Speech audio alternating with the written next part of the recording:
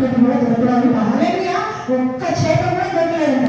చేపలు పైకి వచ్చి టైంలోనే వలవేస్తే పట్టనప్పుడు వెదర్ మారిపోయి మార్నింగ్ అయింది, టెంపరేచర్ మారింది, చల్లదనం పోయి వెచ్చదనం వచ్చింది. సో ఆ టైంలో వలలు వేస్తే చేపలు ఎట్లా వస్తాయి?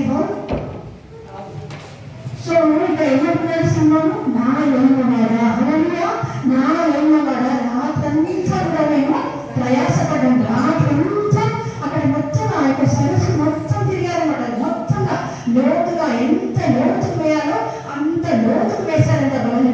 కానీ అంత లోతుకు వేసినా కూడా ఒక్క చేప కూడా రాలేదు.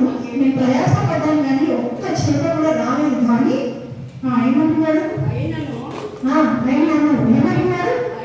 ఆయనను ఈ మాట చొప్పున వలలు వేయమని ఆయనతో చెప్పాను. హల్లెలూయా.